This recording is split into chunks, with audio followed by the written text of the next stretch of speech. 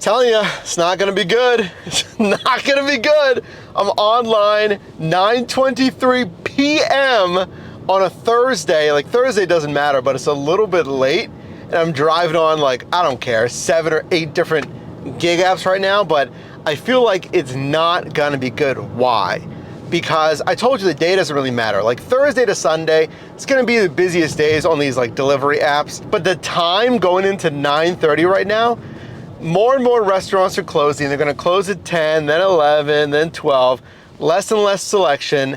And I've already had offers like this. Look, it's like low paying Dash Mart, low offer, low paying Dash Mart again, and they're not worth it already. So yeah, I'm thinking only maybe an hour and a half today or something, maybe 2 hours, but I don't think this is gonna be pretty. Let's prove why you need to be purposeful when you're driving. Yes, the day, but especially the time, and knowing, okay, I'm gonna drive a certain niche, whatever it is, rideshare, delivery, grocery.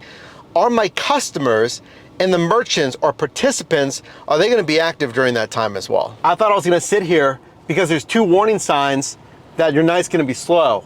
A, you're sitting and waiting 5, 10, 12, 15 minutes, and these apps aren't sending you anything, especially if you're multi-apping. Like, you're doing 4 or 5 apps and no one's sending you anything, it's a red flag. Warning number 2, when you are waiting, I parked there, I was waiting for about 5 minutes, and they do send you offers, but they're like this one on Grubhub. If they're just awful, then it might not be a good shift.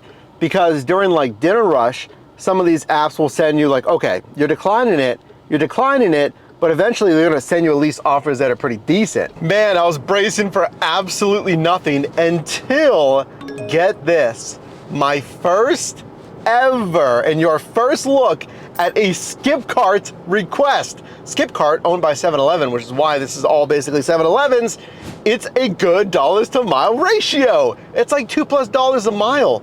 Bailing me out on my first offer that I thought was gonna be pretty crummy today. I don't love the ending destination, but at least I can move like 3-4 minutes away after it to get into a better area. So let's see how this Skipcart is. I wanna walk through this with you. It should be pretty easy. I should just be like, hey, I got a pickup for so-and-so. That's why I don't want you to feel intimidated on any of these delivery apps or whatever it is. If it's the same kind of niche you've done before, it's gonna be the same thing. Delivery for so-and-so, hey, rideshare pickup for so-and-so, grocery shopping for so-and-so. The only thing you're gonna be unsure of is getting familiar with the screens, and you'll get there after you do like, a week's worth of shifts. So first offer, pickup on Skipcart. Let's see how this app is. Pickup process on Skipcart. Exactly what I told you. I said pickup for so-and-so. Here's the pickup screen. There's a detail section so you know any special pickup instructions. You can also see the items. Real simple, immediately ready, which was nice always. And now I got a little bit of a drive. What do I got? 15 minutes, 4.2 miles to the customer. And then I want to see their delivery confirmation screen, how I do that. 3 minutes away, and I got an offer for DeliverThat because I kept DeliverThat open, obviously. Catering platform. My gosh, God. I clicked on it, I opened it, and it said it had been recalled as it's been like claimed or assigned to another driver, like instantly. Come on. I feel like half the time people just accept it and then they try to cancel it afterwards if they don't like it. Or obviously there's always that argument of bots auto accepting stuff, right? I feel like if you're gonna send it out to multiple drivers and couriers on any platform, don't send it to like everybody. Even TripRadar, I'll say, on Uber and Uber Eats, they say they send it to a handful of drivers. You can't send it to like 50, 80, 100 plus drivers at the same time. No one's gonna get a chance to look at the thing. Only send it to, yeah, a handful of people. So I mean, whoever clicked on that, there's no way you could have analyzed it, because I almost opened it instantly. There's no way you can analyze any of the numbers versus just clicking on that thing. And I get delivery offers are usually good and usually worth it, at least in my limited experience, but man. Okay, let me show you, my gosh, how do you feel about that?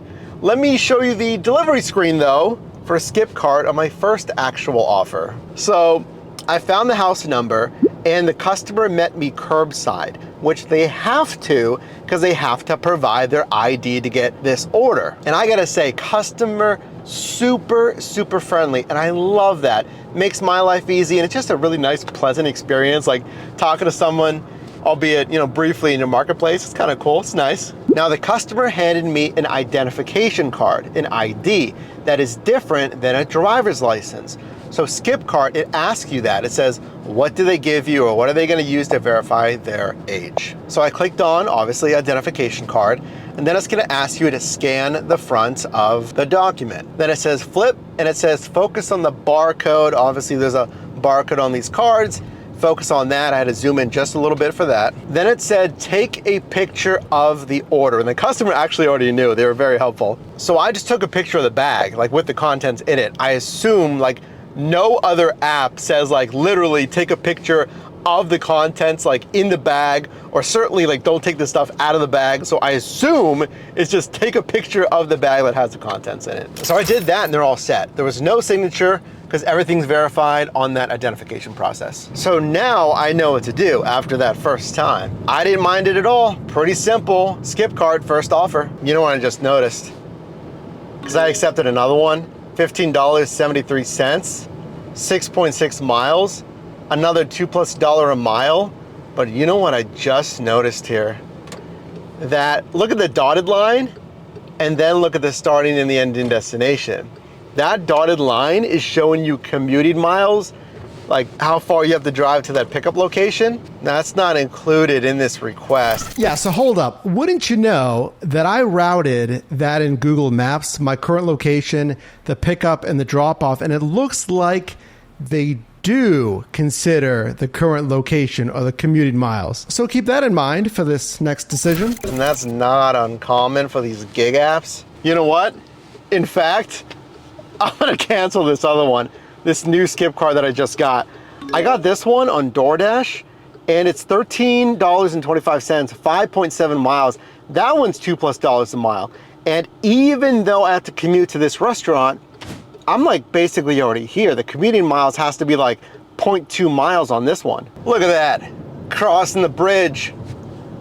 Station Square back into downtown.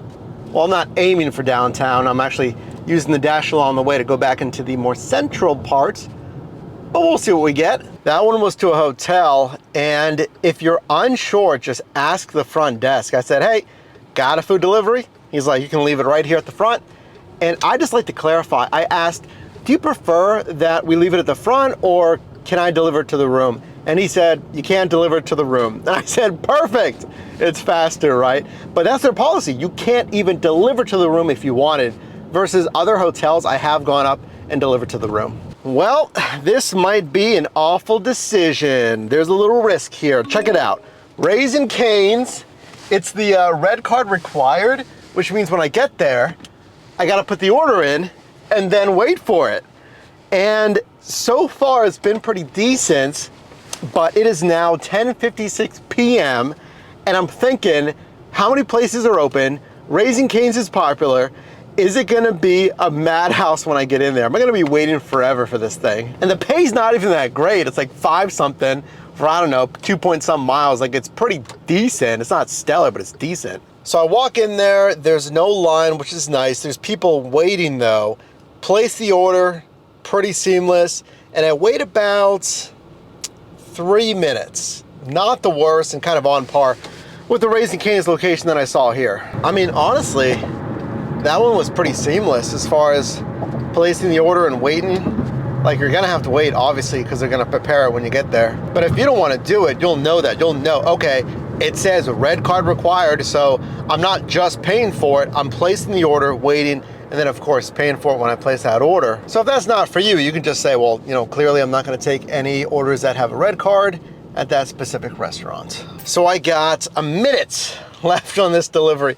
Yeah, it wasn't a good shift. Wasn't a good shift. I don't think it was as insanely bad as I thought, or maybe that's just me saying that. It might be pretty bad. But that's what you're gonna have on the later hours. Like, I'd have to turn on shop and deliver again, at least to give me more volume, something to do on DoorDash at least. Oh yes, I remembered I was gonna tell you something else. And I got another, what was it? DeliverThat offer And you better believe I clicked on that thing and the order wasn't there. But at least we saw the first Skipcart offer. I mean, that was new. Overall, not a stellar shift comparing it to like Dinner Rush.